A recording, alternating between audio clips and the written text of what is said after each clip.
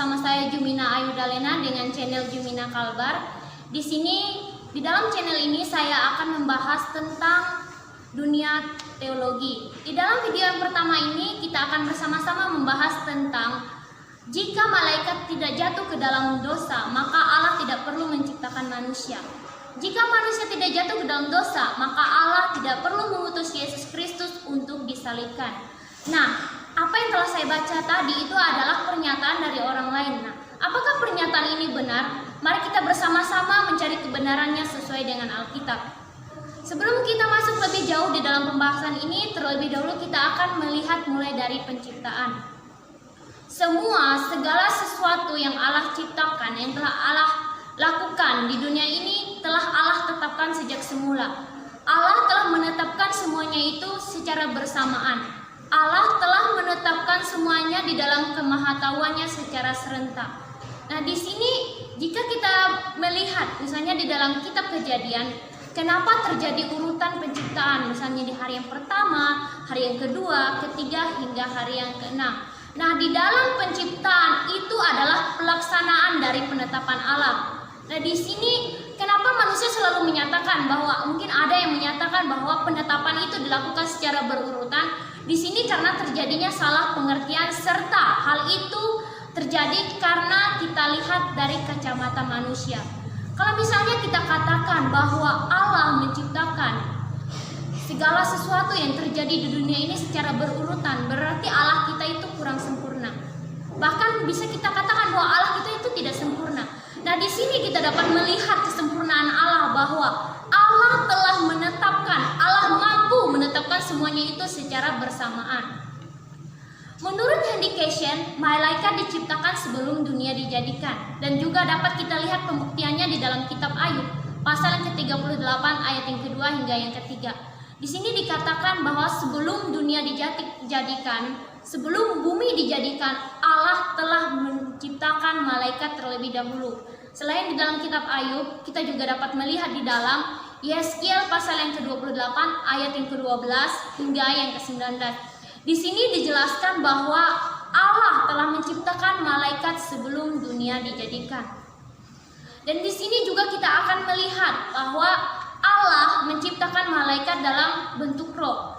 Allah menciptakan malaikat dalam bentuk roh. Tetapi malaikat akan dapat kita lihat ketika Allah mengizinkan kita sebagai manusia untuk bisa melihat malaikat tersebut. Nah, di dalam roh ini, di dalam malaikat diciptakan dalam bentuk roh, Allah juga memberikan keterbatasan kepada malaikat di dalam rohnya tersebut. Malaikat memiliki keterbatasan di dalam roh tersebut. Dan di sini juga kita akan bersama-sama melihat di dalam Allah menciptakan malaikat dalam rupa roh. Malaikat juga memiliki eksistensi yang sama seperti manusia. Contohnya, malaikat punya perasaan sama seperti manusia, dapat kita lihat di dalam 1 Petrus pasal yang pertama ayat yang kedua. Di sana dikatakan bahwa malaikat juga memiliki perasaan sama seperti manusia. Kemudian malaikat juga punya perasaan dan juga malaikat punya pikiran sama seperti manusia. Dapat kita buka di dalam Lukas pasal 2 ayat yang ke-13 hingga yang ke-14. Nah, di sini dijelaskan bahwa malaikat juga bisa mempunyai perasaan, malaikat juga punya pikiran sama seperti manusia. Nah, di sini membuktikan bahwa malaikat juga memiliki keterbatasan di dalam rohnya tersebut. Nah, di sini juga kita dapat melihat di dalam kitab Mazmur pasal 148 ayat yang kedua hingga yang kelima. Di sini dikatakan bahwa posisi malaikat itu sama seperti bulan, bintang, dan matahari. Nah, di sini karena kita tahu malaikat Allah ciptakan dengan firman-Nya, serta bulan, bintang, dan matahari Allah ciptakan dengan firman-Nya juga.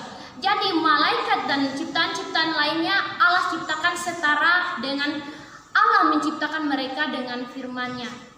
Tetapi walaupun demikian, walaupun malaikat diciptakan dengan firman-Nya, tetap posisi malaikat tetap di bawah manusia. Nah, sekarang kita akan membahas kenapa manusia diciptakan. Apakah kejatuhan malaikat itu mempengaruhi dalam penciptaan manusia? No. Penciptaan malaikat dan kejatuhan serta tidak jatuhnya malaikat ke dalam dosa itu tidak mempengaruhi di dalam penciptaan manusia. Kenapa manusia diciptakan diciptakan karena manusia diciptakan berbeda dengan ciptaan-ciptaan lainnya. Yang lainnya Allah ciptakan semuanya dengan firman-Nya, sementara manusia Allah ciptakan